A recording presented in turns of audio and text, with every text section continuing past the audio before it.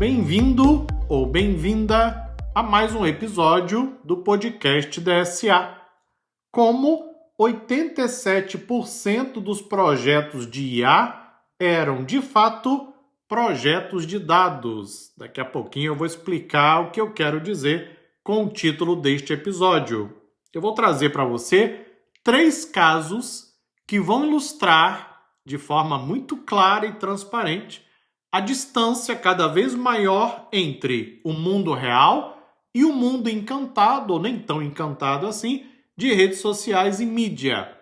Você vai perceber que existe uma distância cada vez maior entre esses dois mundos. Eu vou trazer 3 casos para você de projetos reais que nós trabalhamos aqui pela DSA ao longo dos anos, especialmente 2024 e 2025. Mas, primeiro, permita-me explicar o título deste episódio. Para isso, preciso de 2 considerações.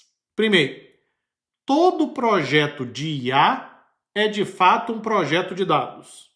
Eu vou repetir para não ficar nenhuma dúvida. Todo projeto de IA é de fato um projeto de dados.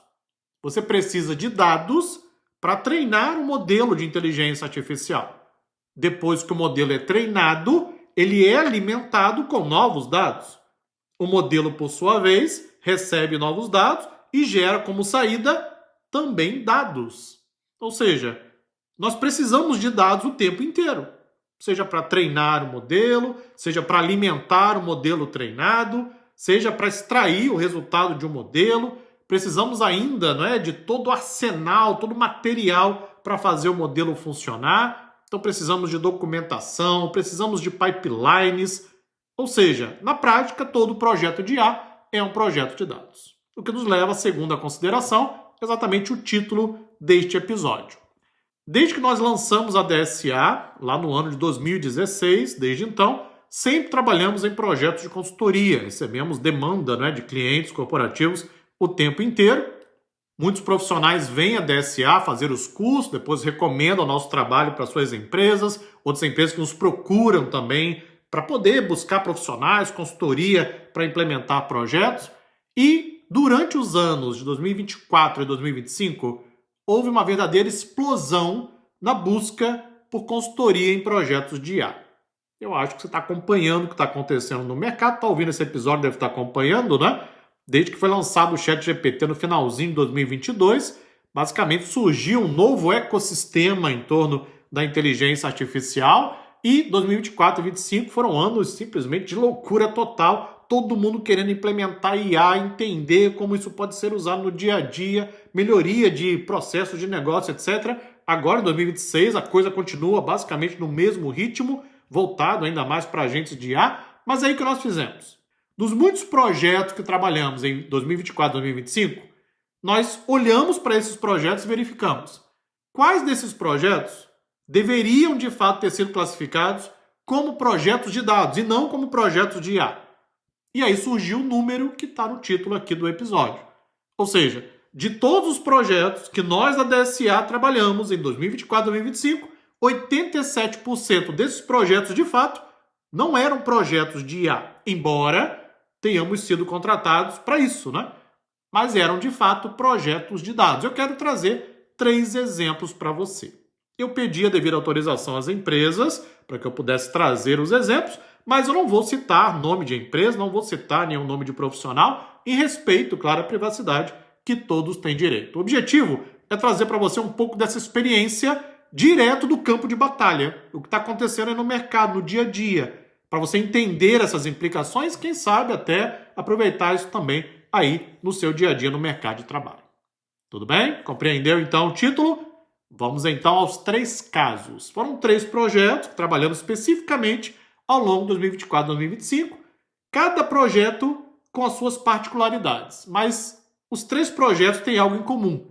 Nós fomos contratados para implementar um projeto de IA, de inteligência artificial. E aí eu vou contar então para você o que aconteceu. Por gentileza, me acompanhe. O caso número 1 era de uma empresa que nos contratou para construção e implementação de um assistente virtual com IA generativa para atendimento de suporte aos seus clientes. A empresa, aliás, uma grande empresa no mercado, com mais de 12 milhões de clientes em todo o Brasil, e queria usar o poder da IA generativa para construir um assistente virtual e então fazer o atendimento, pelo menos de primeira camada, não é? De forma automatizada. Bom, esse é um projeto até relativamente simples. Nós ensinamos esse tipo de projeto aqui mesmo, nos cursos em nosso portal. Então, fechamos lá o contrato, fomos para a empresa, né, para começar a inicializar a preparação do projeto. E aí a primeira coisa, claro, que perguntamos é: ok, cadê a matéria-prima? Aí o pessoal ficou olhando, né? Mas como assim matéria-prima? Eu quero trabalhar com IA, com inteligência artificial. Aí eu expliquei, sim, claro, mas nós vamos criar um assistente virtual, não é isso? Para responder perguntas dos clientes, certo? Você vai usar o assistente virtual com o LLM, IA generativa. Você vai usar o LLM no formato padrão, tipo um chat GPT, mas o LLM no formato padrão, ele não conhece os dados internos da empresa, não é? Você não vai conseguir criar um assistente virtual de maneira personalizada.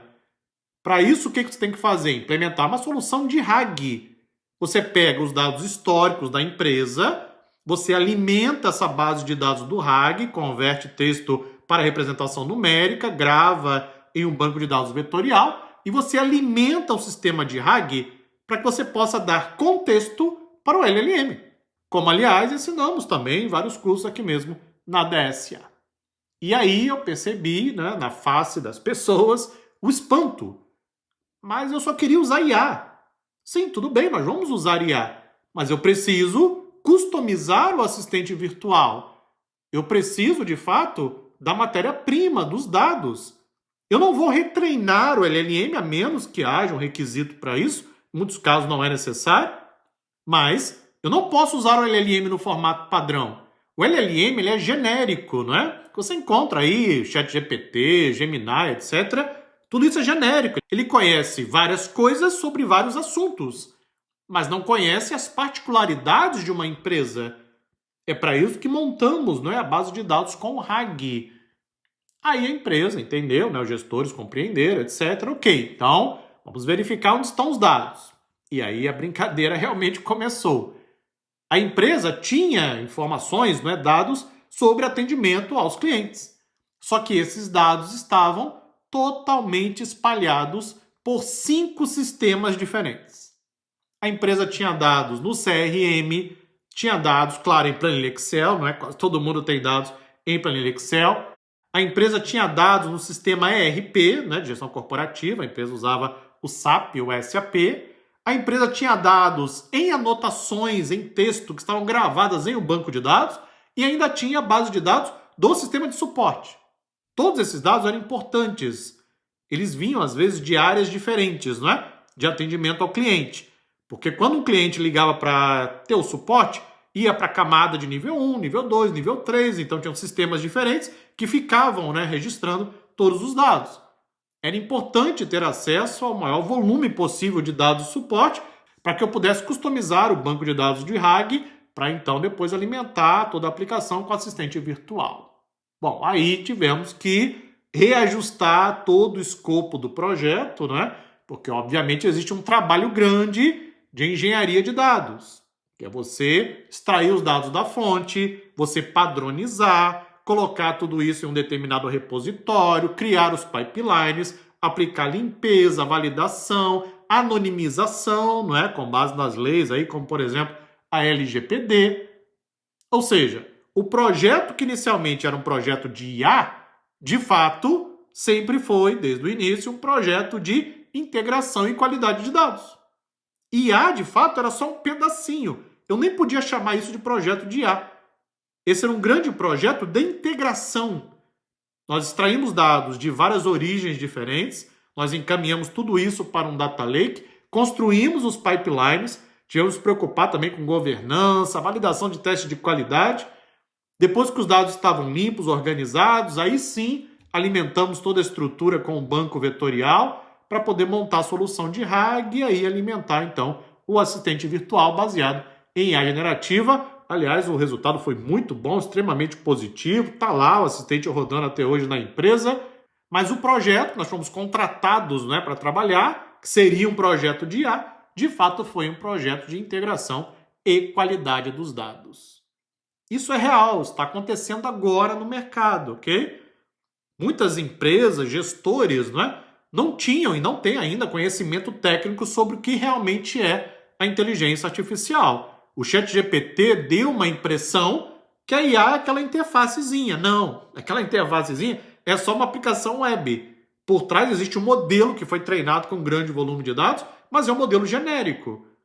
Se você quiser usar o poder da IA generativa na sua empresa, você precisa customizar a maneira como o modelo será utilizado.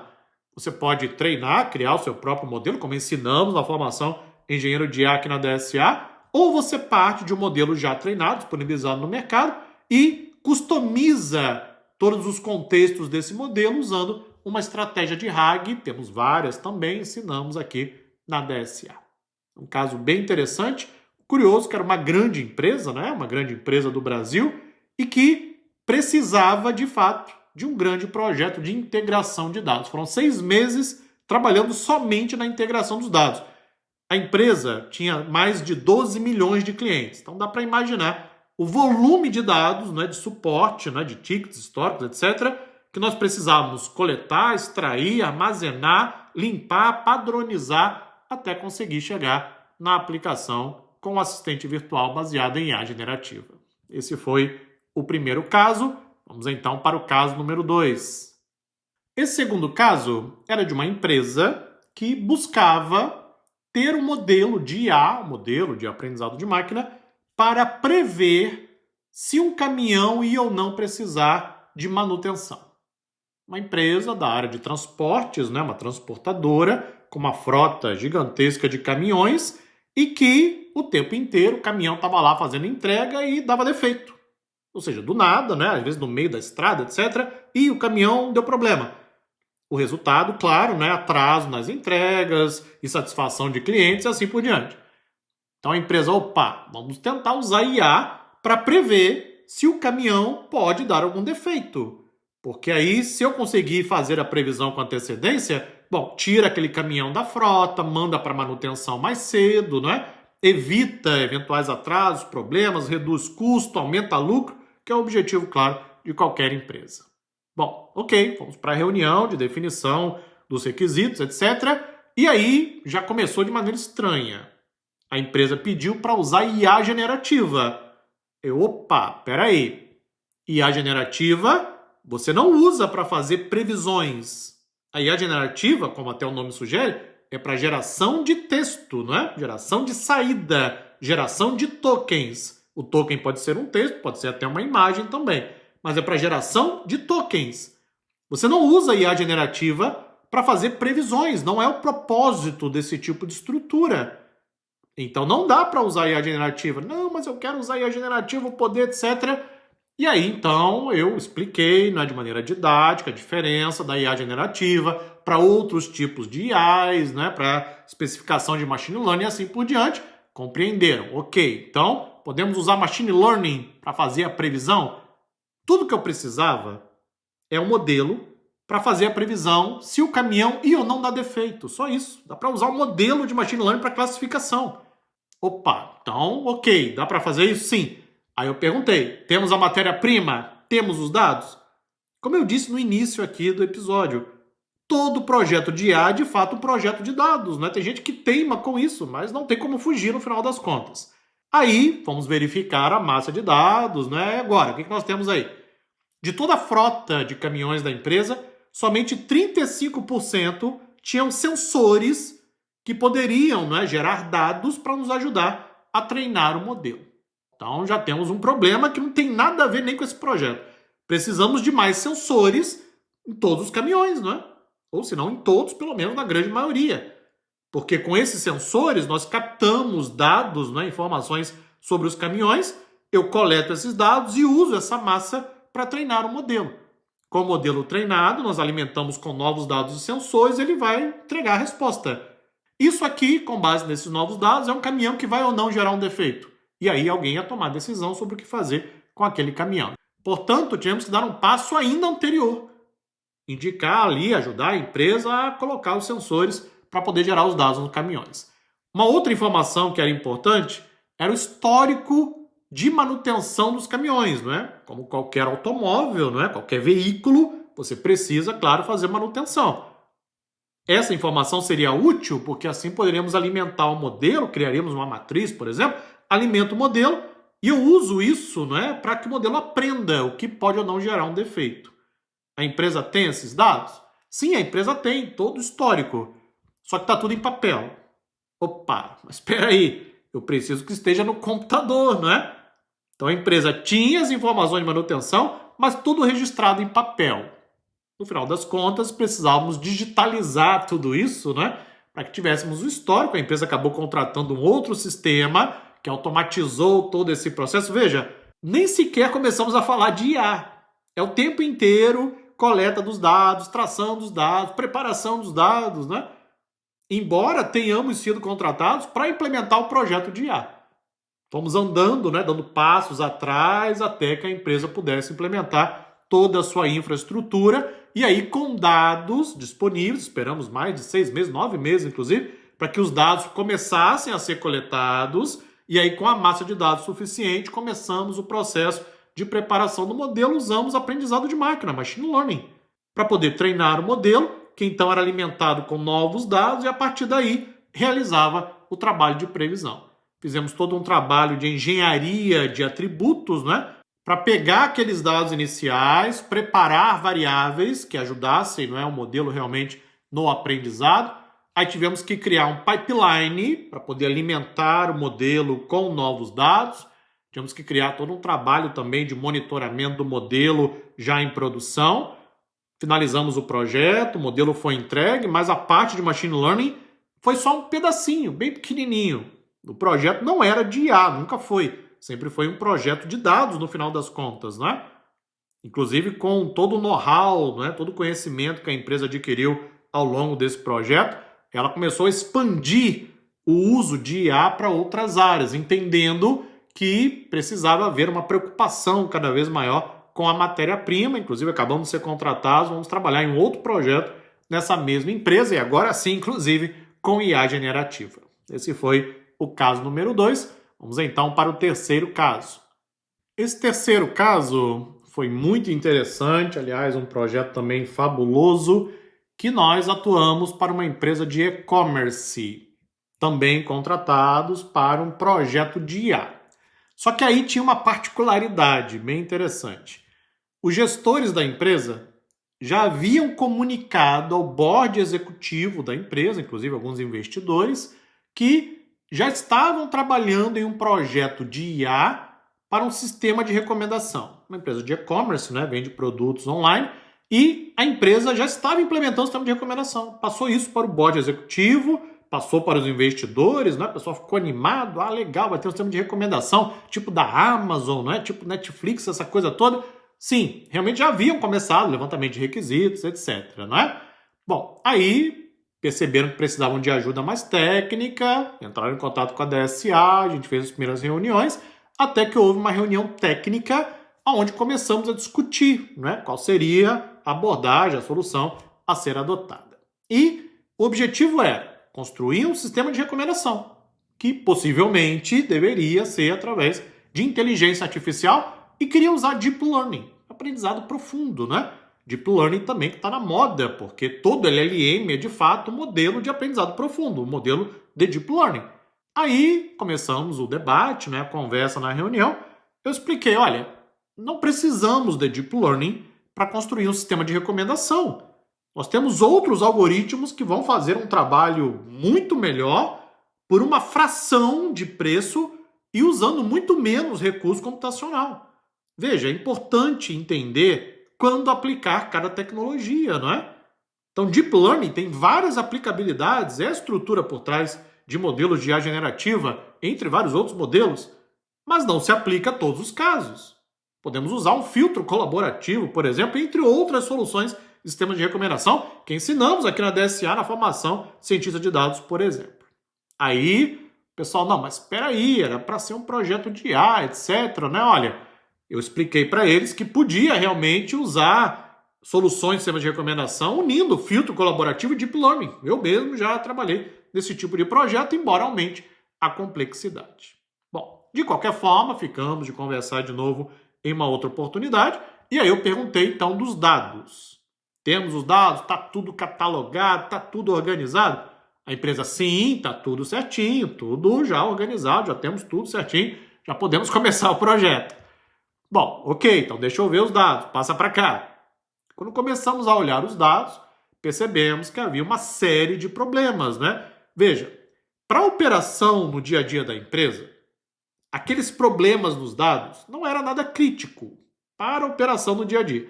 Agora, para montar o sistema de recomendação que a empresa ia incorporar no seu portal web, aí sim, tínhamos muitos problemas. Entre eles, por exemplo, a taxonomia das categorias dos produtos. Você tinha o mesmo produto em várias categorias diferentes. Você tinha duas categorias com nomes diferentes representando a mesma coisa. Quando você trabalha com o sistema de recomendação, a categoria do produto é algo importante a ser considerado, porque isso vai ajudar a montar todo o sistema.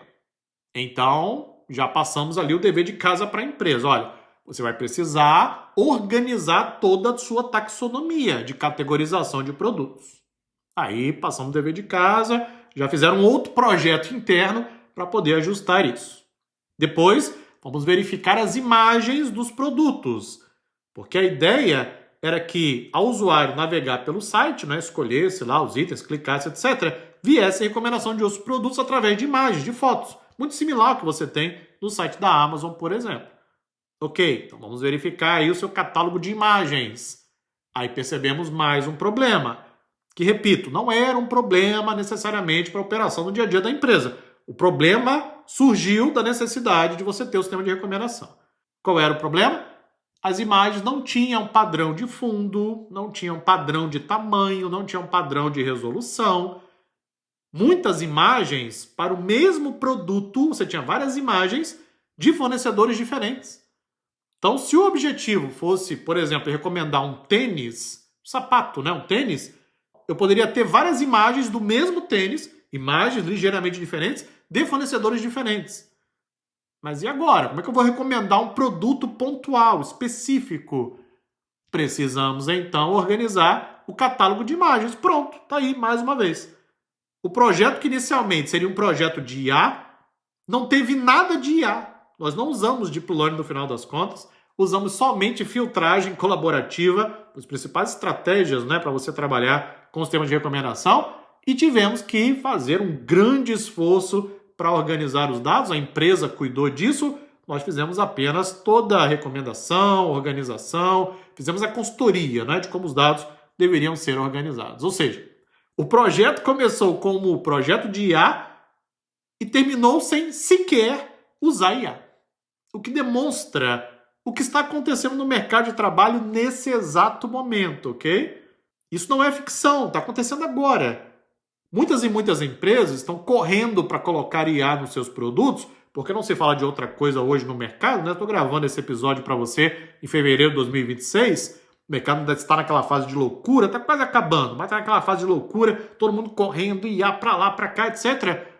Mas esquecem que, de fato, todo projeto de IA é um projeto de dados. E muitas vezes, sequer precisamos usar IA. A filtragem colaborativa não é inteligência artificial, embora muitos sistemas de recomendação sejam chamados de sistemas de IA. Olha lá, tem um algoritmo fazendo a recomendação. É IA, está recomendando tudo de maneira automática, olha para isso. E às vezes não tem nada de IA, absolutamente nada, zero. Nada de inteligência artificial. É puramente filtragem colaborativa, que é um algoritmo, não é? Valiosíssimo. Como vários outros, aliás, que você pode usar em sistemas de recomendação. Ou seja, esses três casos ilustram muito bem a distância cada vez maior entre mercado de trabalho, mundo das empresas e o mundo encantado, nem tão encantado assim, de redes sociais e mídia. Muitas pessoas olham para uma demonstração de IA feita em ambiente controlado, especificamente por um provedor de IA, e assumem aquilo como verdade. Quando você vai para o mercado de trabalho, para o campo de batalha e olha para o que está acontecendo, a realidade é bem diferente. A vantagem, talvez a grande vantagem, é que quem domina não só o mundo dos dados, mas também o mundo das tecnologias, vai perceber uma quantidade imensa de oportunidades no mercado de trabalho. Você tem hoje um arsenal incrível de ferramentas, técnicas, tecnologias para implementar soluções de inteligência artificial. Ao mesmo tempo que você tem um arsenal cada vez maior para trabalhar com dados. Então, às vezes, a empresa ela é atraída pela IA, mas isso acaba sendo positivo, porque é a chance que a empresa tem para poder organizar a sua casa, organizar os seus dados. Nesse terceiro caso que eu acabei de citar, do sistema de recomendação, no final, o CEO fez a reunião, quando o projeto já estava finalizado, o sistema de recomendação já foi implementado, está rodando por sinal, e aí, com muita humildade, na reunião ele disse: nós começamos como um projeto de IA e terminamos como um projeto de arrumação da casa. Eu achei aquilo ali fabuloso, um sinal claro de humildade de quem reconheceu que, embora o objetivo fosse a IA, isso acabou servindo para algo muito mais valioso. Organizar a casa, ajustar a taxonomia, ajustar imagens, preparar a base de dados para que agora sim possa implementar vários outros projetos de IA, trazendo ainda mais valor para a empresa. Espero que agora o título deste episódio esteja ainda mais claro para você, o que demonstra a distância cada vez maior entre os mundos que você encontra hoje por aí. O mercado de trabalho, o campo de batalha, precisa e muito ainda de profissionais que saibam reconhecer aonde a tecnologia pode ser aplicada e como. Invista nesse conhecimento e você vai ver a sua empregabilidade aumentar cada vez mais. Muito obrigado e até o próximo episódio.